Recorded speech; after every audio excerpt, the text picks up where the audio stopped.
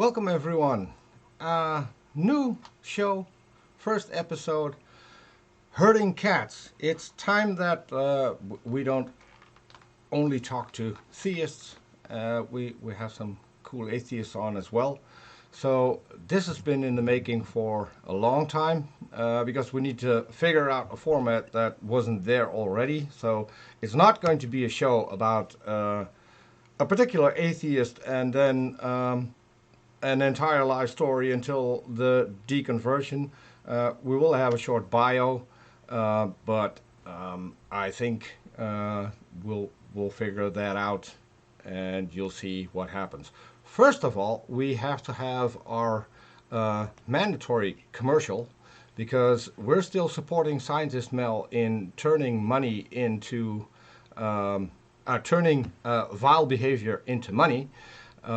Particularly some kind of Christian apologist. So have a look.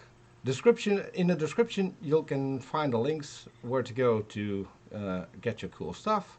And here are some of the things.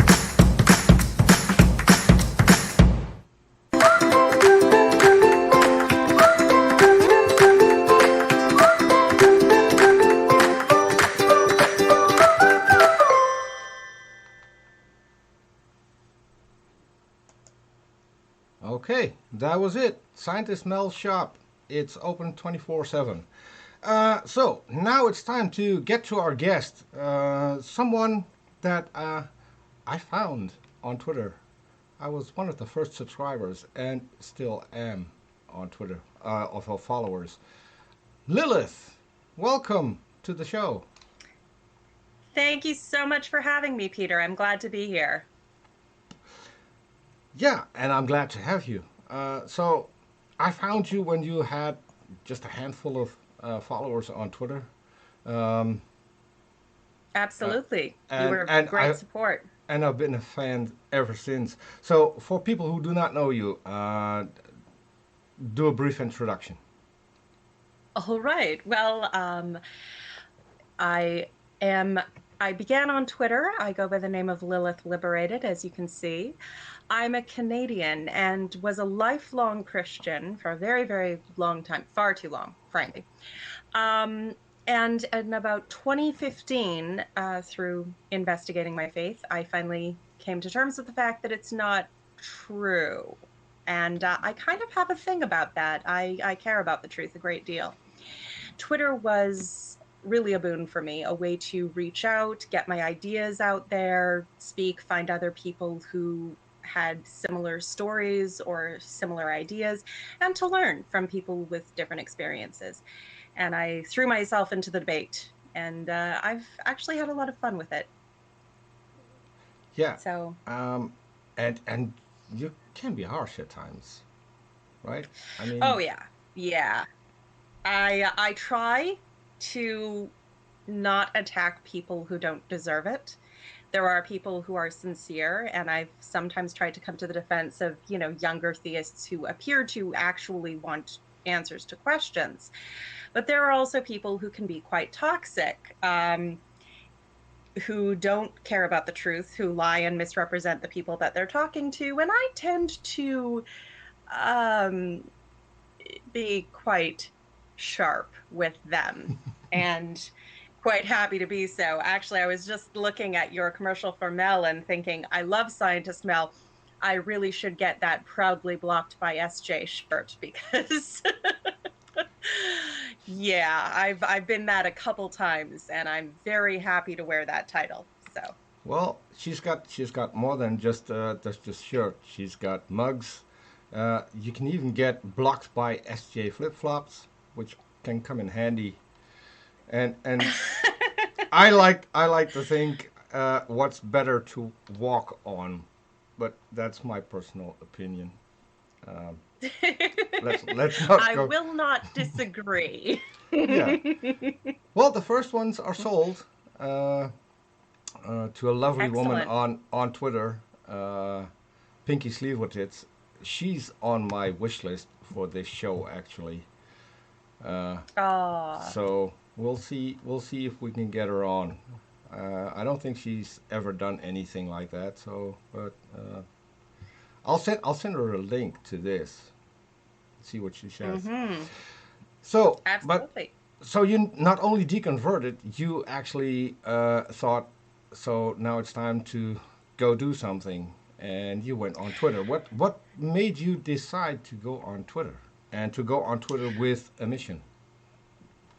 Well, the thing is, some people in my life, like my family, feel that I've changed, but in a very fundamental sense, I haven't. I always cared about truth beyond anything. That was always my absolute final value. My highest value has always been the truth. I had believed that Christianity was true. Honestly, I think in my video series, Escaping Eden, I've been going over some of the ways that I was indoctrinated to believe that, and perhaps for a time I didn't have a choice. But when I came to the conclusion that it was, in fact, not at all true, or that if there was any truth in it, it was so minuscule as not to deserve any consideration, and there was pretty much so many lies you couldn't find the end of them. Um, that pissed me off. I'm going to be honest. The the lesson to take from this is don't lie to me. I don't take it well. And to be lied to about something that I had particularly found so important in my life, um, yeah, I didn't take that well. So when it came to looking at this and saying, "Oh my God, this is actually all false," that's a big problem. This has a huge impact on the world, and it's a total lie. I mean, I went to war instantly, and I've never looked back. I wouldn't do a thing different in that regard. Hmm. Yeah, well, we have that in common. I mean, um, I get pretty aggressive when people lie to me. Um, I myself, I'm too. I always say I'm too stupid to lie because I can't remember. If you lie, you have to remember your lies, which lie you told to whom, and Oh, so yeah. when I was younger, I tried it and always came out. So better to go with the truth than at least you don't have to worry what's going to happen. Um, yeah, but see, and that's the part that I can't relate to. Having a family who is then still religious. Um, but Believe do they know about your Twitter account? Hello?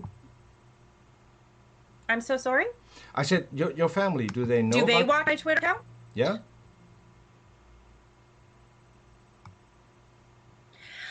They know about it in a manner of speaking. I when I deconverted, some very difficult things happened in my life and in my family's life. Now, that's not the reason I deconverted, although a lot of people would like to think it so they could write it off as some sort of an emotional fit. But I recognized that it was not the time to deliberately undermine my family's faith. So I've been honest with them.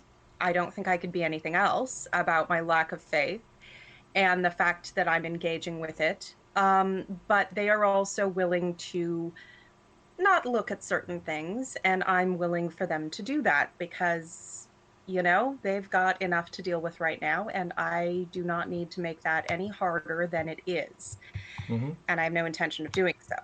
So that's kind of the respectful stalemate that we've come to. And they've been really wonderful in supporting me through things. And I don't want to, because it's always different with family. It always matters in a different way what they say. And so I'm not going to use my close relationship to them and my knowledge of their, you know, weaknesses and everything to try and attack them on this. That would just be very wrong. No. So for people who are interested, Lilith has her own channel. Uh, I I caught it. I think with the first real video that you made, you had some stuff on there, and then you sent me a link and said, "Hey, have a look at this. Tell me what you think." Mm-hmm. And So the way you present yourself in those videos and the tone of how you tell your story, I thought that was quite emotional. Um, Maybe also because the videos that you have on there talk about you as a child growing up and Hmm. being confronted with certain things. And I can only say I absolutely love those videos. I think Thank you. they will help people um, in their transitioning. And yeah, I think a lot of atheists, at least people like me who have never been religious, um, for us it's a help as well to see where people are coming from. You got out of it, but there are still millions who are in that situation and There and are, there are, and have and to. I I wanted to absolutely help people with that. Sorry, I didn't mean to interrupt, but No, no. it's there are many deconversion stories out there, and I'm very grateful for them. They helped me tremendously. The reason I wanted to tell the story is that it's not as well understood. You know, psychologists can look at phenomenon like that when people are being manipulated in various ways and look at all of that. But the average person doesn't understand how that kind of mindset is instituted, how you can be in a position where you literally don't know how to not believe something. And that's, I try and remember that religion is a thing evolved. So, quite by natural ideological selection, it has picked up some techniques that are very, very effective at implanting and cementing ideas in human minds that have kept it going. Hmm. And that's a difficult thing to remember sometimes. I wanted to make these videos to show what it was like on the other side because however rational our arguments may be, and they totally are rationally correct, if you're not aware of how terrified the person is on the other side, of how deeply they have been conned, really tricked into investing their entire core identity in these concepts, then you start to just think, oh, they're stupid. They don't care about the truth. They're whatever, whatever, whatever. And granted, there are people like that. But there are also a lot of people who are simply victims, who are totally terrified, who have completely invested their sense of self, their sense of morality, their sense of goodness, truth, well being into these ideas because they were taken advantage of, because they were victimized by techniques that we do know and we do understand. But as a child, especially, or as a person in a vulnerable state, maybe who's lost someone dear, you're going to have very few, if any, defenses. And that's how religion ropes in a lot of its most fervent believers. And that's why I agree. when you attack their ideas, they feel like you're ripping the carpet out from under them. Yeah, well, I had a I keep getting suspended for some reason. They don't like me. But I Oh, had a conversation with a guy from Australia, and he was about my age. I think he was 1 or 2 years younger than I am, and he had been an atheist. He said for about 30 years, and he was still struggling with the concept of hell. What if I'm wrong? mm-hmm. Where do I end up? So it goes deep. It goes really, really deep, and that's why I think that I'm so opposed to it. Absolutely. I mean, Well, everyone can believe whatever they want, but at least then do not indoctrinate children and let them decide when they're old enough to decide, and not feed them with things from an early age, because I think yes, that to me but if it is. religion did that, it wouldn't exist anymore. Or in 2 generations, it would be gone. I agree. I agree. It is pretty much the only thing they have. to sustain at least a reasonable amount of followers. Mm-hmm. Mm-hmm. So, but we're both on Twitter. By now, you have a lot more followers than I have because I keep starting over again. Yes, you So, have to learn to be a trifle more diplomatic now and again, I suppose. well, Pick your targets. so in the time that you've been on Twitter, I Mm. think you came across a fair amount of people. So, are there any ones that stuck with you in either a Oh, positive or a negative sense? absolutely. I mean, you were there at the very beginning, and that was huge. You gave me a boost so, so, so much on everything.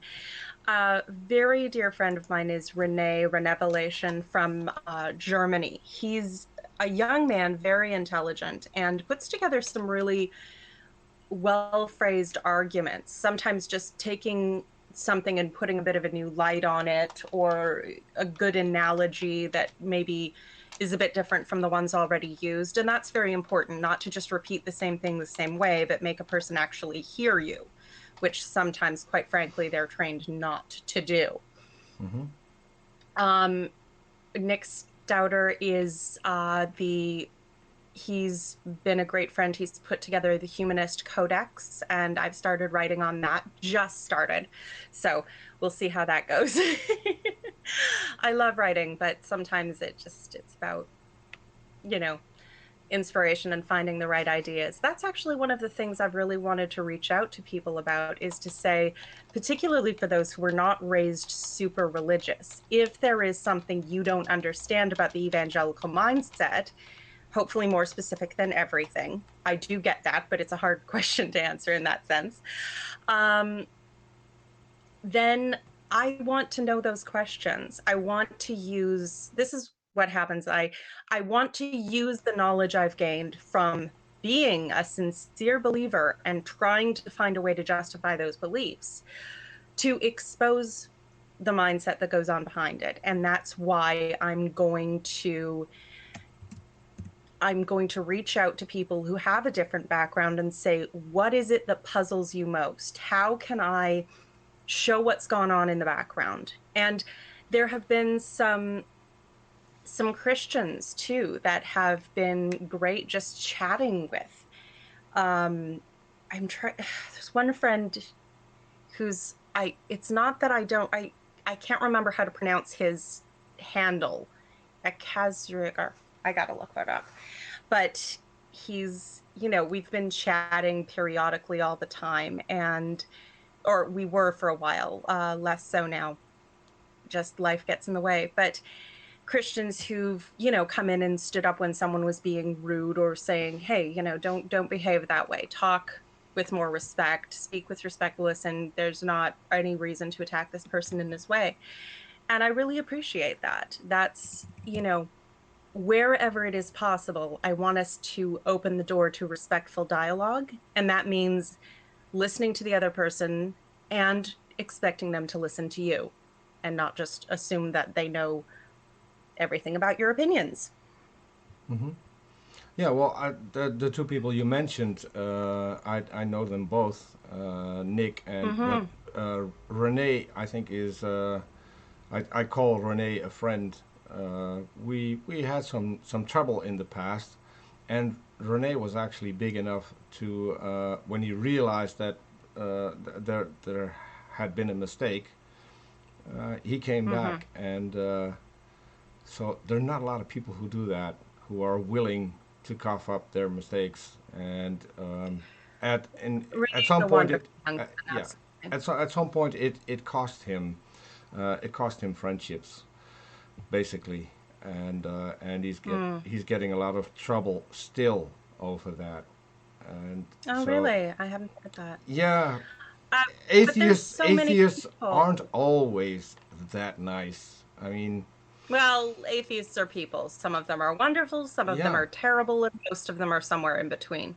yeah, I agree. Tyler Stroud has also been a big supporter. I love following Atheist on a Soapbox. He has some really brilliant insights, very intelligent man, and I like reading things from intelligent people.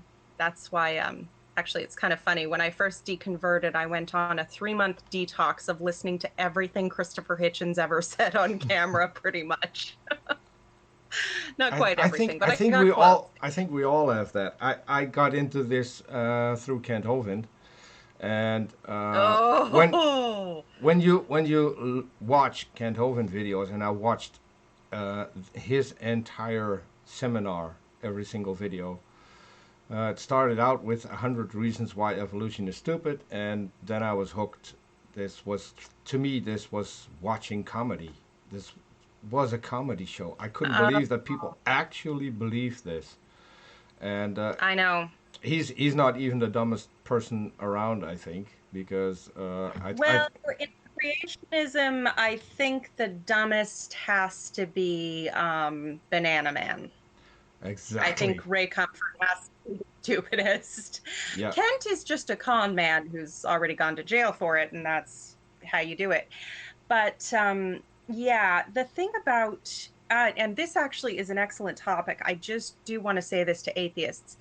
The thing about creationists is that they've been systematically lied to for decades about what evolution is. When you say evolution, that process, that biological process that you're thinking of, not what they're thinking of at all. They have no concept of it, and they've been trained to have no concept of it. They've deliberately been taught that this thing is evolution. And basically, what creationists have had to do was to make the straw man of evolution more ridiculous than a 6-day creation by supernatural invocation. exactly. Now, that is pretty bloody ridiculous. I mean, Yeah, really, really ridiculous. yeah, and they're also told that atheists all think alike, and that's what's bugging me most. I just bumped into a guy on Twitter who immediately started telling me what I think and what I believe, and that's that's where people make me aggressive. If you want to know, ask me. I'm here. I'll tell you. That's been one You'll of my you'll pet peeves too. yeah, you'll That's get been an one of my honest pet answer. And I think that for a lot of them, it is now part of the indoctrination that they are told what atheists think, Oh, and very much. and we believe in evolution and we believe in the Big Bang, and that's one of the things that that I usually counter immediately because I'd rather avoid the word believe. I know that I believe because if I know something, I also believe it because knowledge is a subset of belief. But the word believe has has It baggage. has connotations of faith. Yes. It has connotations of faith. And Yeah. there's always an attempt to create a false equivalence. There's an attempt to saddle us with all these ideas we don't have. And please, the minute they say, well, atheists think X, Y, Z, whatever, just don't engage with that idea. Don't engage with it. You're going to get chased down rabbit holes. It's going to end in a big nonsense. Just say, where did you hear that? Or possibly what I say, which is, where did you get such an incredibly stupid idea? Yeah. I Because, I always ask them where they learn mind reading and that they should get their money back because it's not working. And when you flip it on them and tell them what they believe, some of them will actually see how silly they are, just assuming to know what we think and what we believe because it is nonsense.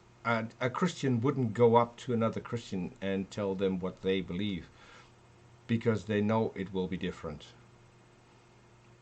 I have yet, well, no, I found two Christians who think alike, actually. Oh, let's stick to the truth. because one of the people who was there is now in the side chat, Scientist Mel. We found two Christians uh, who are claiming the same things. So that's a first. Never had that before. Um,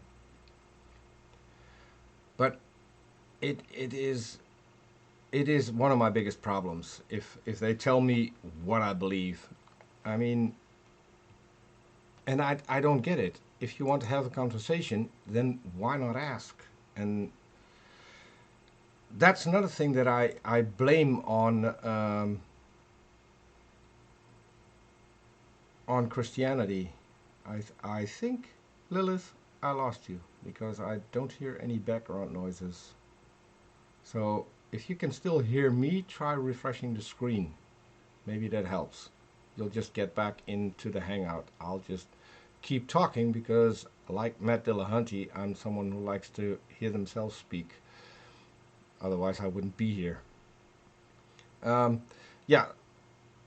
Um, as I was saying, I think the whole thing boils down to another thing that religion has, and that is that they will be able to tell you what you believe and what you think.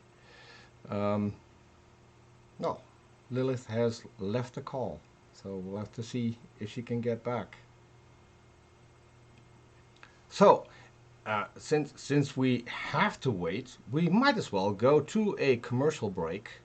That'll give me a couple of seconds to come up with a topic.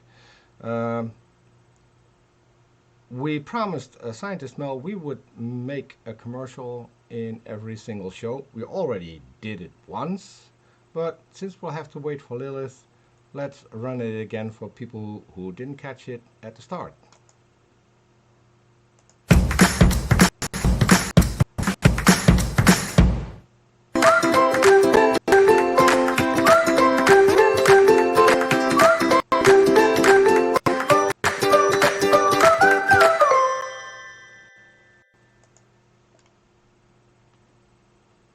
Okay, that was our commercial. So go down in the description. The links are there. Uh, I think Lilith is having trouble getting back. So let's see if I can. You left the call. Hello? Yes, you're back. I was just messaging. Yes. Ah, great. Sorry, I just hung up and called back because, you know, what else am I going to do? It sometimes happens. Who knows? Kent Hovind would immediately say, evolution apparently makes things better. And I actually came up with a rebuttal of that today. Because if he claims that evolution doesn't make things better, and nature doesn't make things better, he was once a baby, so he's still stuck in the same set of knowledge that he had back then, because he never got better. He never got more complex over time. So, well, I think he probably got a bit more sneaky, but he certainly didn't get much better in many other ways. Yeah, you know, there was a comment I wanted to mention a little bit back there from Rhonda. She was talking about who am I without the love of Jesus, or responding to Scientist Mel when she said that she had, or yeah, no, it's who am I if I'm not loved by God, being the response that sort of a lot of Christians feel, even if they don't necessarily say. Mm-hmm. And it's interesting because you're not allowed to love yourself very much as a Christian. You're told to love others more, to put everything else before yourself. So your whole self-identity is very, very weakened by the time you're deep in. And then it's like, oh, well, I have to, you know, I have to hold on to the things I've put first in life, being God and, you know, other Christians and all these other things. So it's really, yeah, it's a very deep emotional thing. Sorry, I wanted to go back and say something about that. But people like Kent Hovind, I don't think he's very sincere about anything, to be honest. He's just a con man who's been on that racket way too long. So on Kent, I'm not exactly sure. I think he actually believes a lot of the things that he says. I'm pretty sure his Well, son yes. Eric knows that it's not true. I would consider him a full-on con man. With that, I think I'm on par with Arn Ra. He thinks that I Eric think is a con man. I think But both are true or could be true. That's the thing with choosing your belief. You end up in this state of self-deception where you essentially, it's doublethink, just like in 1984. You have to rewrite the thought and then forget the act of forgetting the thought. mm-hmm. And that's the whole thing. It's trained into you to see those thoughts as being attacks of the devil, to see things in a way that lets you discount them without consideration. And so, honestly, in the case of someone like Kent Hovind, I think he believes creationism as much as he believes anything, not because of any adherence to truth, but just because, quite frankly, he's probably a narcissist and believes whatever is in this particular moment convenient for him to believe. And he's been making money off of it too long to think anything else. But yeah, Well, that's I think Kent Hovind actually, because he's been in this so long, I think he's convinced that what he's telling is the truth. I'm with you that he found a way to make money off of it, and a lot of money off of it. So uh, in that particular part, I would say he's dishonest. oh yeah. Selling people DVDs for money, where you can now put it just on YouTube. If you say my stuff is free, put it on YouTube. I mean, everyone can watch And it on a lot of YouTube. it, It a shouldn't be a lot of it problem. has been, Sorry? and that's the thing. A lot of it has been.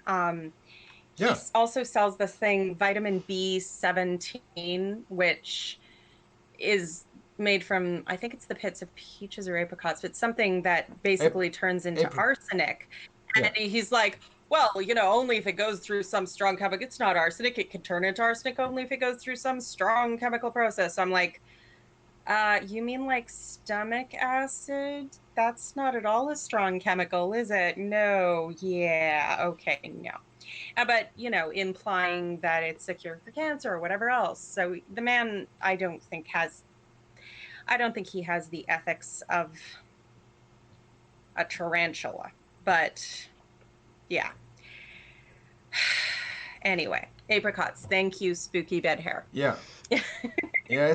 It's apricot seeds, and so. But is he still selling Yes, those? ground apricots. Because I haven't watched his Uh, shop in a while. Uh, no, I trying to know smell is Eric. I know Eric took everything down because he got a strike on the texts that were uh, with. He claimed it was a cure against cancer. Now, what he now claims is that there is a book which he also sells, and the man who right. wrote the book claimed that it can cure cancer. So now he's off. Right. Now he's off. He can't be prosecuted anymore, and can still sell the stuff. I'm not sure if Ken does though. I thought Ken referred to Eric's shop, but Oh, the only I reason Kent was selling it, everything went to his son when he went to jail for fraud, and then he's trying to get it back through legal means now, or get some of his property back from his son, who's been, using his material and building up a sort of an empire of the same creationist idiocy. It's really quite painful to watch. I was a big fan of Logic. Uh, Part of, actually, he was part of my deconversion, one of many YouTubers that I followed, and his takedown of John Pendleton, who basically uses Kent Hovind's arguments, but is Mm-hmm. far less irritating. Um, it That that's was that's really one enjoyable that's for one me. scientist Mel should talk, because he starts with "Hello, I'm a scientist." So Yeah, the if ill-fitting lab coat of the man who got a bachelor's in chemistry and then became an auto mechanic. yeah, he's actually not a chemist. He studied it, yes, but he isn't working as a chemist. And he No, also he no. also gets it wrong, where he says that he's a mid husband. That doesn't Oh work. yeah, I know. That doesn't work because that's not what midwife means. I know. Sorry, I know. He's a but Oh, he's an unfortunate little creationist man trying to make his career go in, well, Mexico, apparently. And yeah, he's, yeah, it's very unfair. Actually, if you want something really funny, watch Logic's Science in the 12th Century, which is Carl Ball. response to Law's creation in the 21st century. Yeah, There are episodes with John Pendleton, and they're talking about the pterosaur trap of like literally going and trapping living pterosaurs in the jungles and the poisonous breath, and it's as Logic puts it, it's like little boys actually, planning, an imaginary escape into the jungles, and they'll get adopted by wolves and they'll fight us and we'll be werewolves. It's just like it's that ridiculous.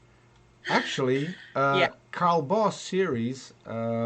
He had another series which was called Symphonies of Creationism, and I made a screenshot of that, where he was standing in front of the wall where he had put that up, and Mm-hmm.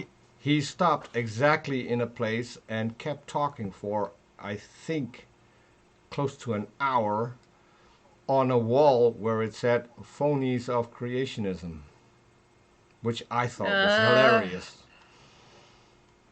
yeah, I believe it. because If you ever watch Carl Baugh, take Cool Hard Logic's advice, get an oven mitt. You are going to face palm a lot. And also get an interesting drink because that man is more boring than watching paint dry. yeah. And what I thought of Karl Baugh is he has his own vocabulary.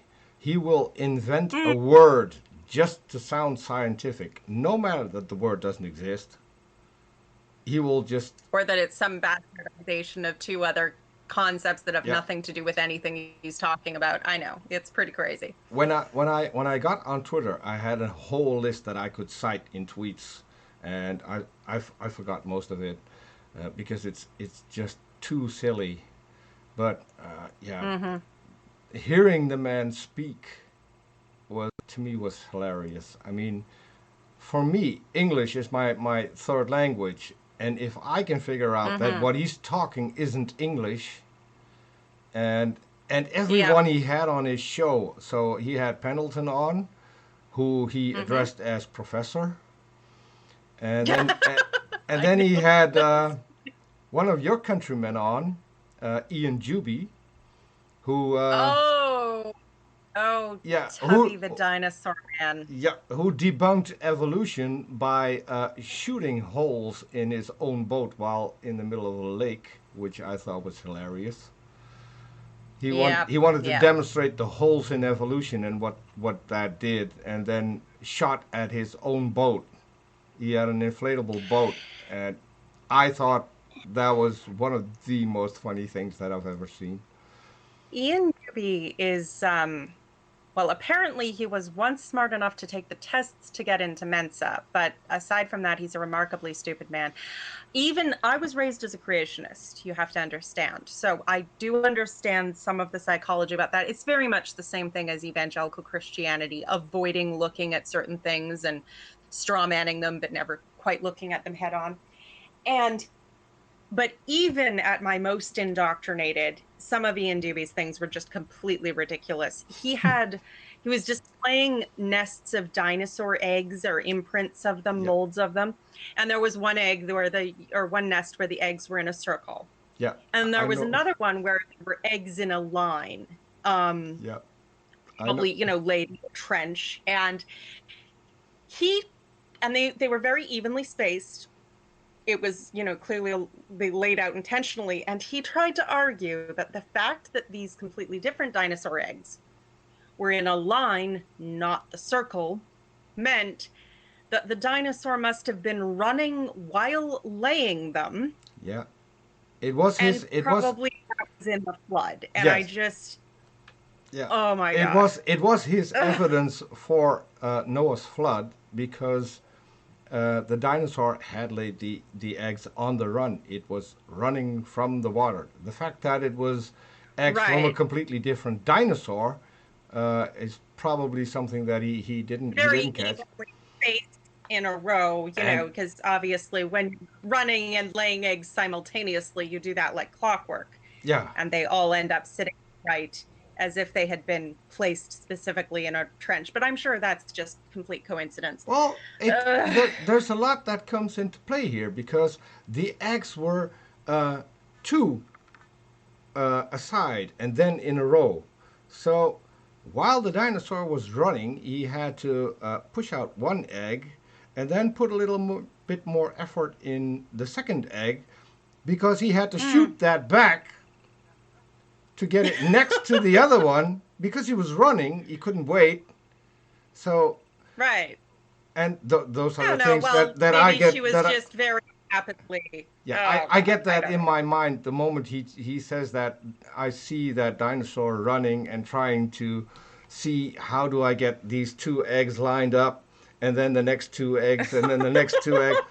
That must have been quite an effort while panicking and running from the rising water. I mean, I don't know how I dinosaurs.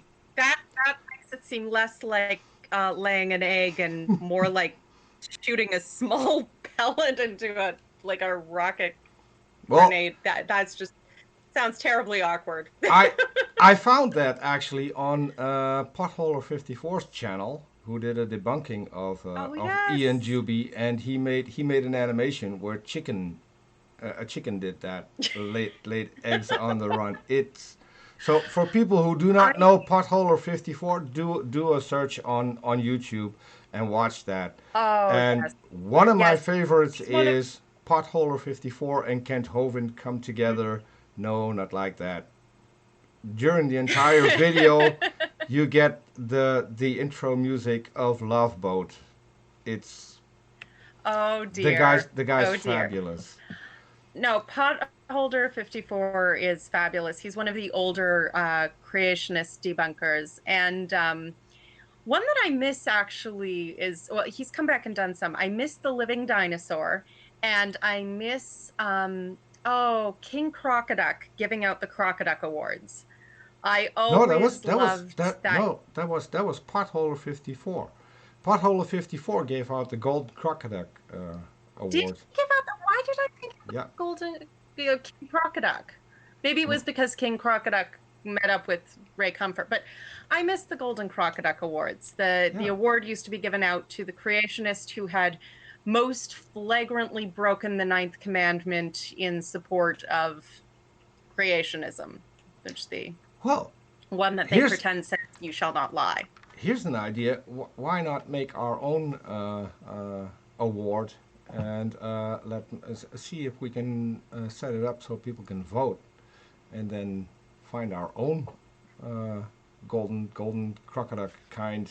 Well, more breaching the ninth, I would say it then, and have Yeah, well, it it's have worth a try, categories. although I haven't seen them with anything new in the last 30 years, to be honest. But have any of the creationists made any new points in the last 2 decades even? And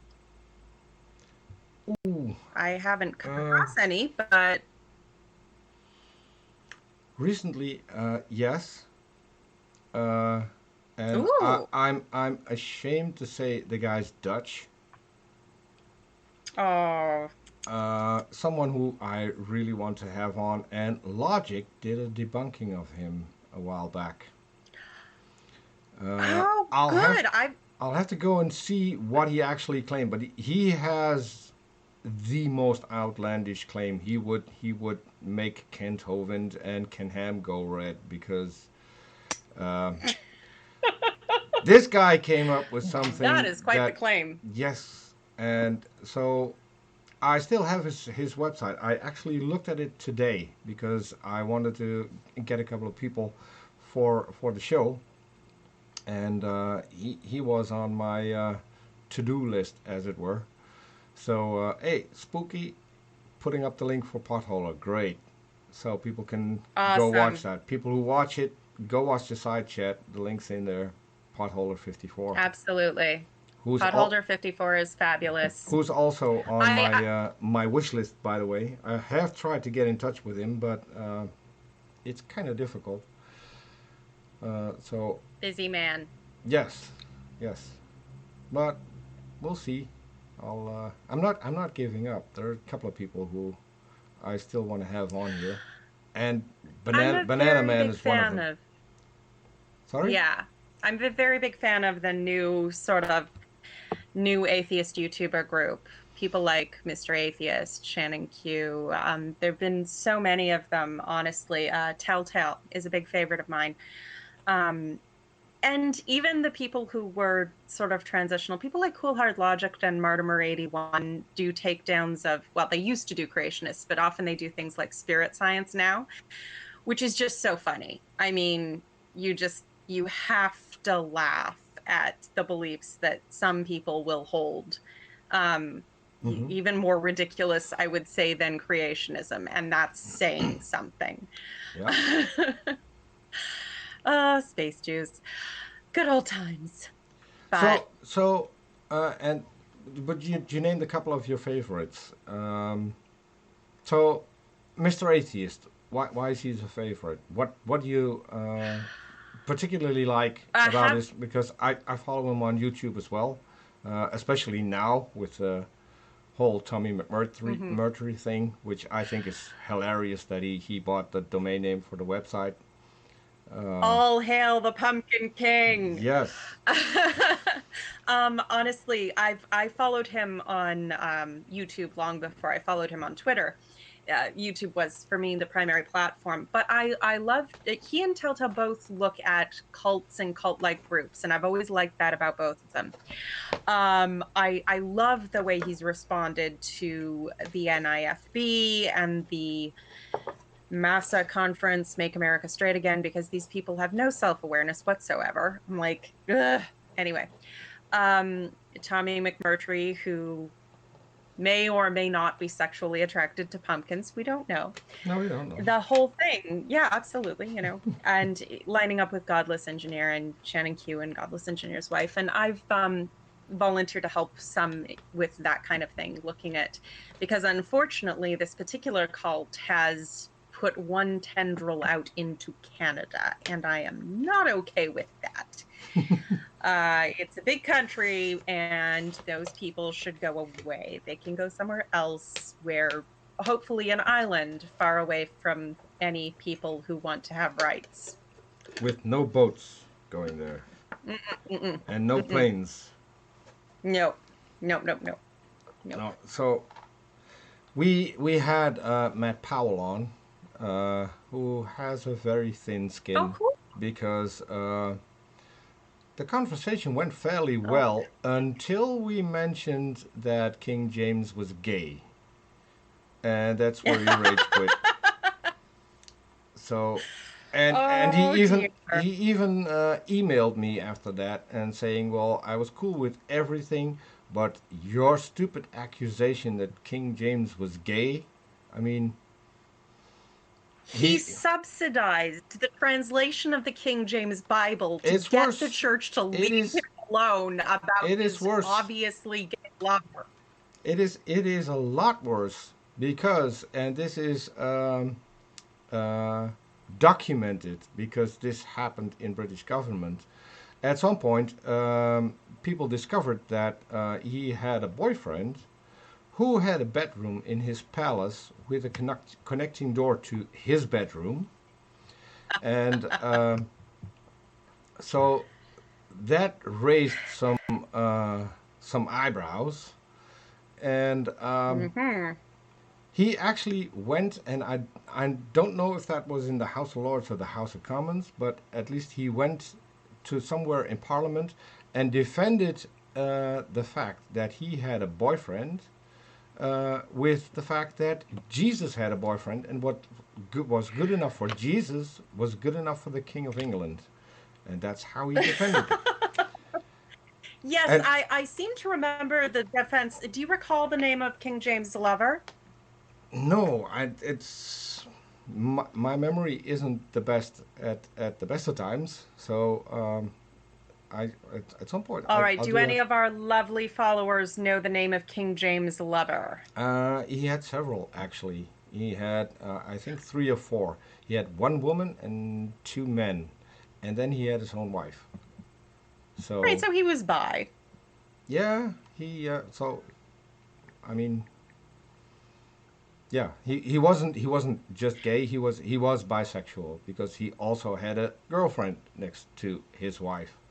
So Absolutely. Well, and that I recall the phrasing on where you mentioned he had mentioned or justified himself to the House of Commons, which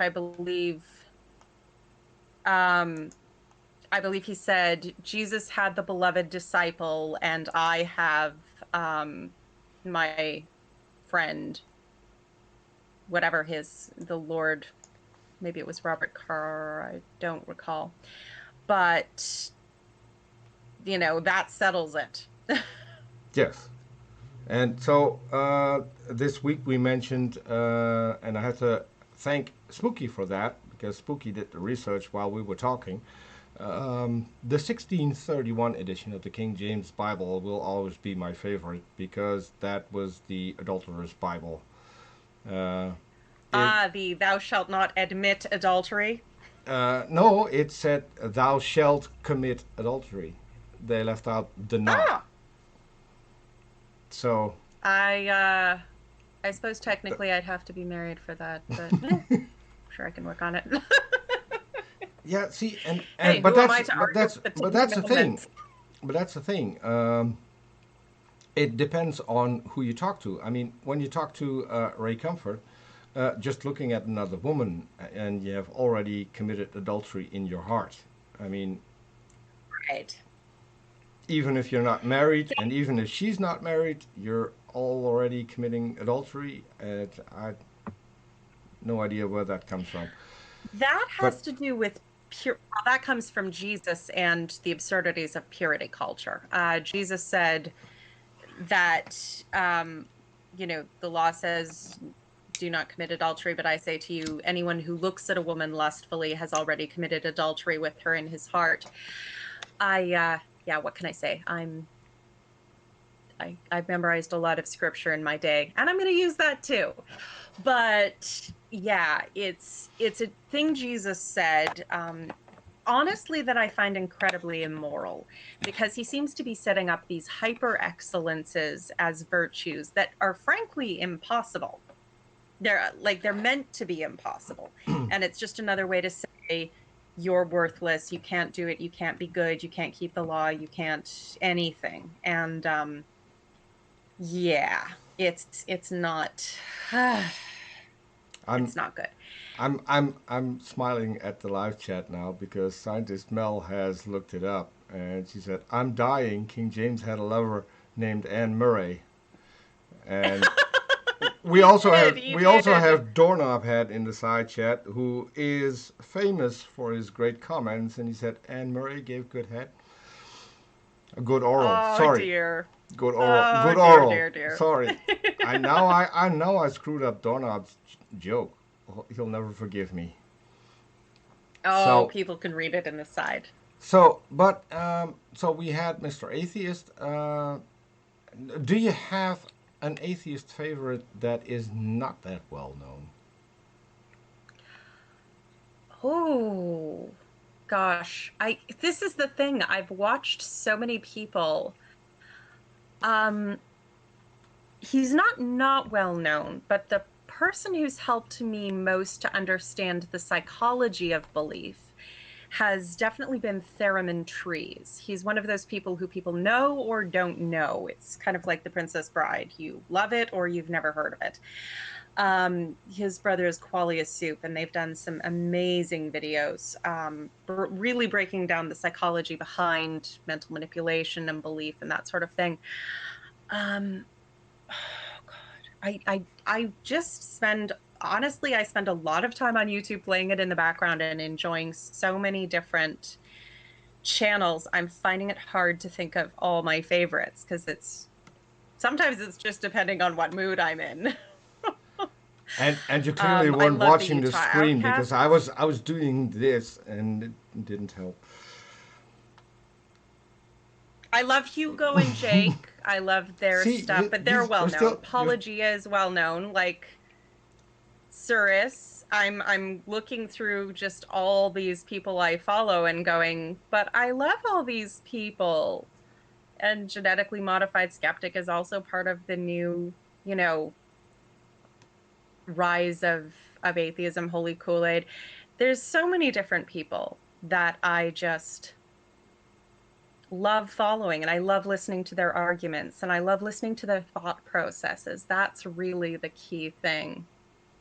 And I just saw the title you gave this episode, and I don't think I've ever been given a greater compliment in my life. well. The title is actually based on. So when I found you on Twitter, I watched a lot of your Mm-hmm. conversations, and I think that title is well deserved because you're pretty direct. Let's let's keep it at that. At least in the beginning, you've mellowed down a little bit. Where you, it sometimes helps. It also depends on the person that you're talking to, but you mellowed Oh, down yes. just a little bit, I think, and I think it's working better. When you came on Twitter with a vengeance, I think, and I well, did. that part I absolutely loved. I can't deny that because you don't see a lot of women on Twitter who are uh, well, let's say close to how Christopher Hitchens tackled his comments. I mean, he never was rude to anyone, but he could put you down where you would never be able to get up again. And that's He certainly could. yes, and that I've seen that in some of your conversations as well. Um, so, and that's why I I go ahead. No, I wanted you to finish that statement actually, sorry. But I just it's such a tremendous compliment because that man was brilliant in every way. And he the balance I am trying to strike, which is never easy, is to be kinder to people and give absolutely no quarter to ideas. And that's, I think, to me, is the most important thing because these ideas are incredibly toxic and incredibly destructive. And if I'm going to have so many years of my life wasted because of these false concepts, then I am going to use everything I learned and I'm going to fight back. And there's no reason whatsoever not to fight these ideas. You can't let them continue and propagate and give them the room because, oh, it makes someone feel better. People die because of religious ideas all the Mm-hmm. time. Yeah. And this is a fight that is worth fighting. I fully agree. Uh, by the way, you got another comment in the side chat. Scientist Mel, Lilith is cool. Adore the name, which Oh, which yes, is I always also a thing because you were the one who actually told me that hey, Adam had three wives. You looked it up. You sent me the link. How did you get to Lilith, to the name really Lilith? well, the name Lilith is But it depends who you ask. Sometimes it's the name of a demon, sometimes that is part of the mythology. But if you look at all the Renaissance artwork of the Garden of Eden, including like the Sistine Chapel and Michelangelo and everybody of that time, you'll see that the snake is a woman, partially. Now, it's if you go back, you look. It's a naga to be exact. Yes, it's some combination of a woman and a snake. Sometimes a proper naga, sometimes it goes a little bit either way. But the idea of the story behind it was that Adam had 2 wives, that when in chapter 1 it says that God made man from the dust of the earth, man and woman he created them, male and female he created them, that there was a woman created, and this was part of Jewish Talmudic lore, that there was a woman created at the same time as Adam who was equal to him. They were both made at the same time of the dust of the earth. They were both, co-heritors of this position of authority. And that, but Adam didn't want to be equal. He wanted to be dominant, and he thought he was entitled to it. And Lilith wasn't having that shit. So she spoke the name of God, which in Talmudic legend has magical powers. And because she knew the secret name of God and spoke it, she was able to literally fly out of paradise, out of the Garden of Eden, and set up at a river. I think it was near the crux of the river Euphrates, but I'm not sure. And of course, Adam went whining to God. The woman ran away, make her come back.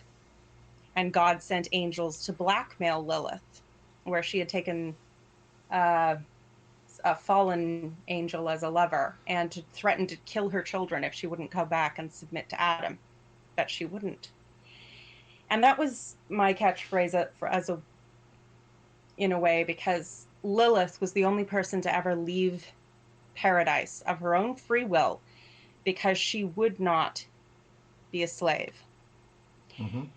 And that, I think, very much describes how I feel about that, how I feel about leaving my faith, how I feel about the false promises of paradise that it held, and yet the type of slavery that it was, and the fact that I left on my own terms, of my own choice, because I deserve better than that. And I'm not going to live that way. No, and I fully agree. I think all my life I have thought that women should be equal. I mean, I grew up in a household where that wasn't the case, even though we were atheists. I mean, years ago, it was a lot different. And at this point, I don't know. A strong woman to me is also a lot more appealing than someone who will just take the lead from a man.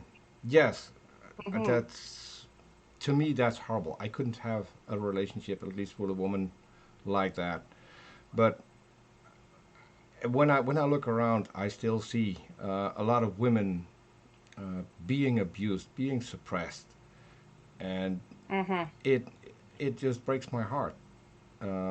They will sometimes will never get a chance to get out of it, and so that's prevalent in religion, but not only in religion. So no, it's not exclusive, but no. Religion canonizes it and makes it a virtue for a woman to be submissive and demure, and not in any kind of a sex positive or power positive way, but in a, your proper place is beneath the authority of your husband. And I dare anyone to tell me what my proper place is.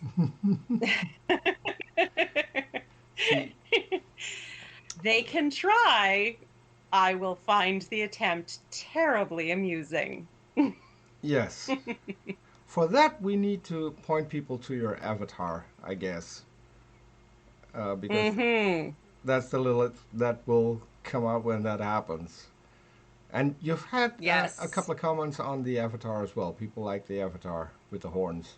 So, Yes, I love that was the thank you. Yes, that was the Bitmoji adaptation. I do generally try and go with basically what I look like, but the horns were too much to pass up. I'm going, yes. That's okay. me. Well, that brings us to a slight problem uh, because at the moment you're not on video. That may change in the future Yes. because what people do not know, and we must announce that at some point too, is that you're going to be co-host on our shows. And I'm really excited about that. I love the idea of herding cats. I mean, that's so very what atheists are. And as I say, I love hearing people's ideas and opinions and digging into them a little bit. So, I think what that's can I do? another thing that we have in common was because we had a talk a while back Mm-hmm. about the format of the show, of the new show, the Beyond Beliefs, and you pretty much agreed on everything that we have in that format, trying to have a decent conversation, trying to make people think. And another thing that I think is really important, and you touched on that a little bit earlier. You can oppose the ideas, but that doesn't mean that you have to oppose the people as well. Um, Yes. over the years that I've done this show and have been on Twitter, I actually made friends with a flat earther who is, Oh dear. yes, and we started out fighting actually because he had threatened someone on Twitter or abused a woman on Twitter, and that's how I got to Hmm. know him. And in the middle of the fight, my mother passed away, and I still don't know I'm how he sorry. did it, but he figured out that I was on Skype, and he sent me a message on Skype and said, "Hey, we haven't talked on Twitter lately. Let's bury the hatchet because this is not the time. And if you want to talk, if you need someone to talk, I'll be here." Which to me was kind of mind-boggling, and that's where we started having conversations offline. And Yeah. what is sad that is he lost his entire family. He lost all of his friends because he got to a point where he thinks the Bible is 100% correct. So that means that the earth is flat because the Bible says the earth is flat. And Oh. I've tried to convince him, and he's one of the people that I can actually talk to and attack his ideas and not the person. And he will come back on Twitter every once in a while, and when I get suspended, he'll track me down and find me again. So it people can have strange beliefs. That doesn't mean that they're bad people. Um, my best friend, I talked about that a lot, is a Christian, and we have conversations about religion. He has no clue what the Bible says, by the way. Never read it. So uh, those things can happen. Things can.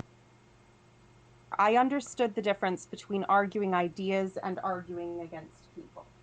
Yes, And but the people that I engaged with did not always understand that. They would sometimes take my attacking their ideas as my attacking them.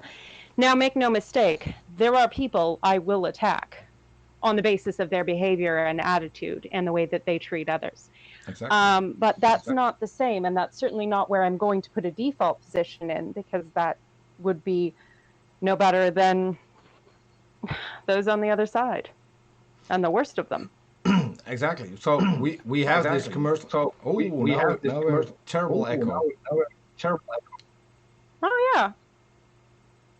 So let me So let me hold on.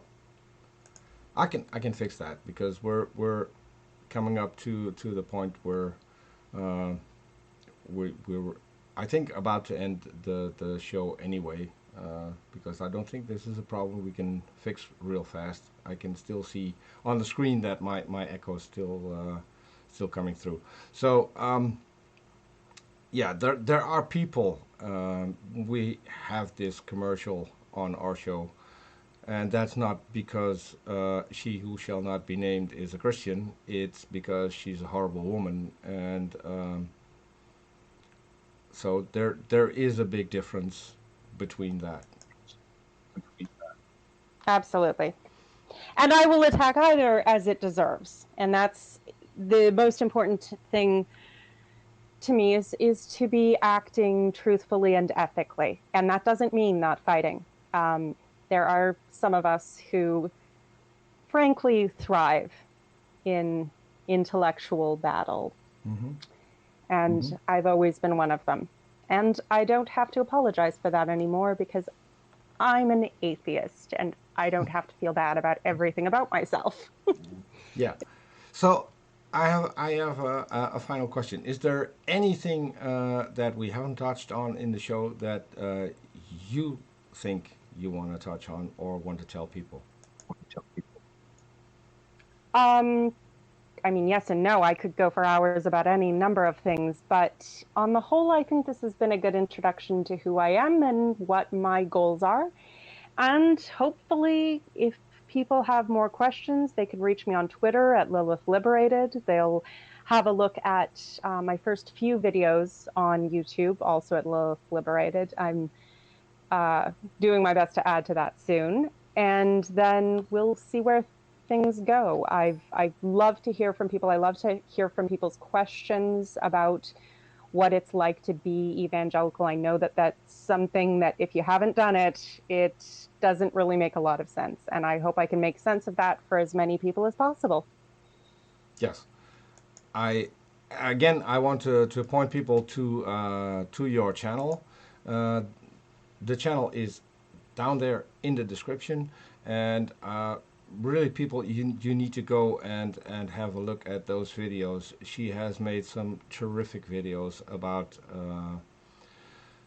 the indoctrination in her life, how she grew up, and the things she struggled with. So please go over to Lilith's channel, subscribe. She needs a lot more subscribers, and there will be a lot more videos, I guess. And so yeah, I think we've come full circle with pretty much everything. The echo is still here, so I still have to mute you while I'm talking. Sorry for that. Um, we have come full circle, and we'll be back soon because we got another guest coming on. Uh, a guy who is going to get a lot of flack because he wasn't in the side chat tonight. Artemis Brain Sample is the next guest for Herding Cats, and we're talking with at least two guests who want to come on Beyond Beliefs. There will be a return of Mr. Glenn Coker, who had an agreement with Russ, with Frustrated Atheist, and me, that he would come back. Frustrated got married recently, so he wanted Russ to have his honeymoon first. But we're talking again, and he's on vacation, and when he's back, he'll come on the show. There's another one who emailed and wants to come on, so keep a lookout on our channel for future shows. And now we have two different shows. I'm pretty sure we can have something that you will like. So, Lilith, thanks for coming on today. Thanks for having me on. It was a great talk, and I'm glad to have you on board on the channel. So, Absolutely. I'm looking forward to it. And yeah, we'll have to get in touch with the next steps, but I'm looking forward to seeing some of your new guests. Okay. Sounds exciting. Okay. All Great. right. Thanks so much, Peter. You're welcome. So that was it for the first episode of Herding Cats. We're going to go out with an outro. If you don't watch the outro, like and subscribe, and see you all next time on whatever show will be first. And thanks, of course, to people in the side chat. A lot of people who are here all the time. I'm very happy to see Scientist Mel there, and Beach Price, who has been a big supporter of the channel. Spooky Bet here, who supplies us with the links. Doornap Head for the comedy. I have seen Rhonda. Thanks everyone for coming here, and I will catch you all in the next show. So, see you later. Bye-bye. Bye.